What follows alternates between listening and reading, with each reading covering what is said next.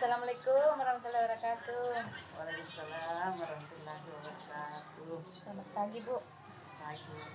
Mungkin bisa menyita waktunya sebentar, Bu, sekitar 10 sampai 15 menit. Ada yang ingin saya berbincang-bincang sama Ibu terkait dalam pengambilan sebuah keputusan. Bisa, Bu, ya? Insya Allah. Ya. Mungkin, Bu, selama Ibu jadi pelaksana tugas sebagai kepala sekolah di sekolah ini, kira-kira apakah Ibu sudah pernah punya pengalaman? Alhamdulillah. Kalau dibilang pengalaman, mungkin karena saya ini baru ya. Jadi mau tidak mau kita harus belajar walaupun sedikit demi sedikit, karena tanpa kita belajar itu tidak bisa kita akan mencapai suatu kesuksesan. Dan harus juga kita punya komitmen bahwa suatu keberhasilan itu harus dicapai dengan usaha yang lebih baik. Iya. Selanjutnya, Bu, kan dalam mengambil sebuah keputusan itu mungkin Ibu pernah diperhadapkan dalam dua situasi. Misalnya ada dua pilihan yang sama-sama benar, atau dalam situasi ada dua pilihan, yang satunya benar, yang satunya salah. Kira-kira yang sudah Ibu pernah alami ini yang seperti apa, Bu? Situasi yang seperti apa selama menjadi PLT di sekolah ini? Jadi untuk itu, untuk mengambil suatu keputusan yang mana masalah itu saling apa namanya? Ada yang benar, ya, sama-sama benar. Ya, ada yang saling bertolak belakang, ya. Misalnya seorang guru yang memiliki sifat yang berbeda, satu yang sangat sangat disiplin, dan satu yang kurang disiplin. Disitulah kita sebagai seorang pemimpin bisa memberikan pemahaman yang baik untuk guru kita, bagaimana caranya sehingga keduanya bisa akur, bisa sama-sama bekerja, bisa saling mengerti, saling memberi pengertian antara satu dengan yang lain, agar kedua masalah yang muncul itu bisa terselesaikan dan bisa juga sama-sama bekerja sesuai dengan apa yang kita harapkan. Pertanyaan selanjutnya, Bu, selama bertugas, bagaimana Ibu mengidentifikasi permasalahan-permasalahan tersebut? Bagaimana caranya Ibu melihat permasalahan-permasalahan tersebut untuk diselesaikan? Misalnya, ini adalah situasi yang sama-sama keduanya benar.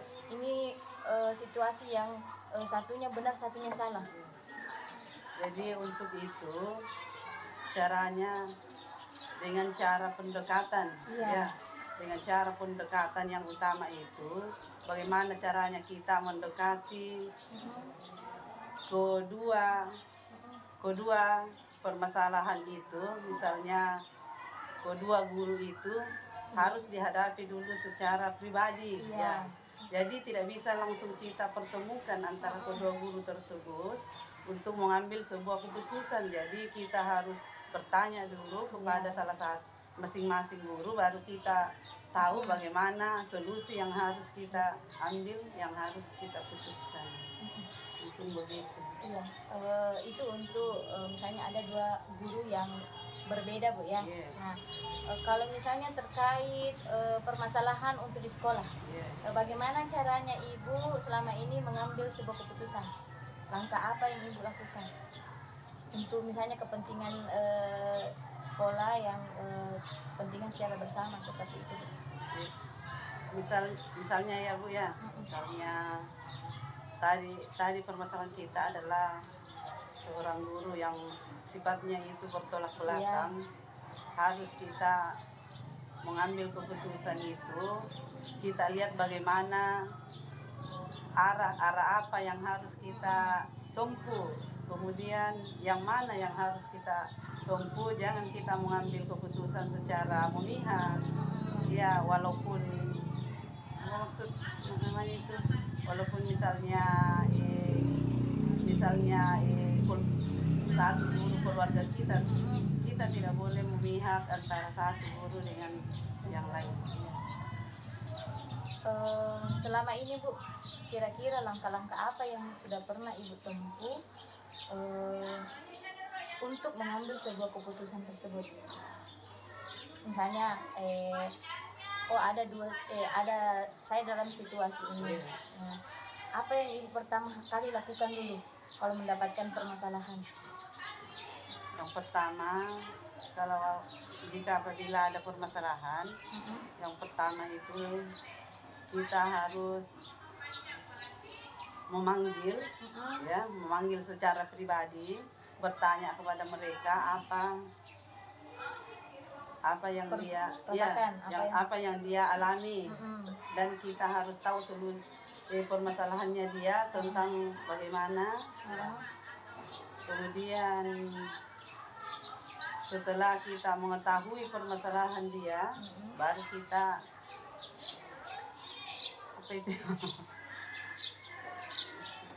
mencarikan solusi secara bersama. Kita harus melihat bagaimana kondisi sekolah, kondisi, sehingga kita dapat mengambil keputusan itu sesuai dengan hasil, sesuai dengan pertimbangan teman-teman yang lain. Ya, jadi permasalahan tersebut tetap dimusyawarahkan sama teman-teman, barulah kita mengambil keputusan. Selanjutnya Bu, dalam mengambil keputusan tersebut, apakah ada tantangan tersendiri? Apa kira-kira tantangannya Bu selama ini yang Ibu rasakan? Di dalam mengambil suatu keputusan pasti ada tantangan. Pasti ada tantangan. Namun jika ada tantangan itu harus kita tahu bagaimana harus menyelesaikan permasalahan itu. Kemudian walaupun tantangan itu berat, harus kita dengan hati yang sabar, bagaimana caranya sehingga tantangan itu bisa kita selesaikan secara adil, secara bijaksana, sehingga keputusan itu dapat diambil oleh kedua pihak tersebut. Bisa mungkin diceritakan Bu, contoh tantangannya seperti apa? Apa tantangannya kira-kira Bu?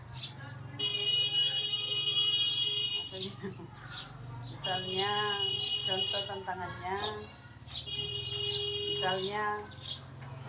kedua guru tersebut harus dia bersikeras tentang bagaimana. Berarti mempertahankan dia hanya menginginkan masing-masing guru itu merasa benar. Merasa benar, tidak.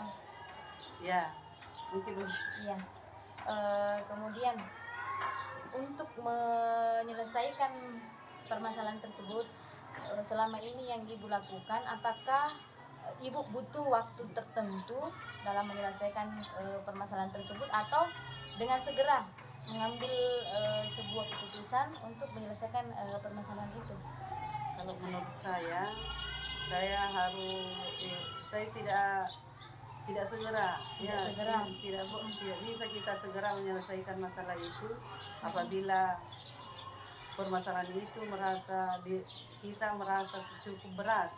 Jadi kita harus cari tahu dulu solusinya secara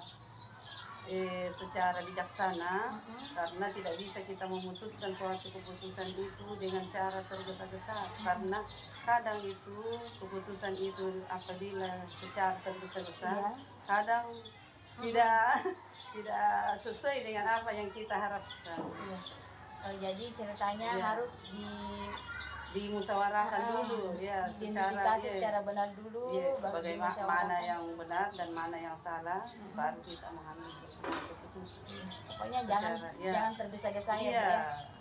karena Selanjutnya Bu, mungkin ini 2 pertanyaan terakhir. Kira-kira selama ini ada tidak pihak yang membantu Ibu dalam mengambil sebuah keputusan atau faktor-faktor yang bisa mendukung Ibu dalam mengambil sebuah keputusan tersebut sebagai pemimpin di satuan pendidikan ini? pasti itu ya, itu sudah pasti Pak, karena kita itu sebagai pemimpin tidak bisa kita menjalankan suatu tugas di satuan pendidikan apabila tidak ada dukungan dari rekan-rekan guru yang ada di sekolah ini. Oke Bu, dari semua yang Ibu sampaikan tadi, dari semua pengalaman-pengalaman Ibu yang Ibu sampaikan tadi, kira-kira ini Bu, apakah ada pembelajaran tersendiri yang Ibu dapatkan selama menjadi pemimpin di sekolah ini dan diperhadapkan dengan mengambil sebuah keputusan? Iya.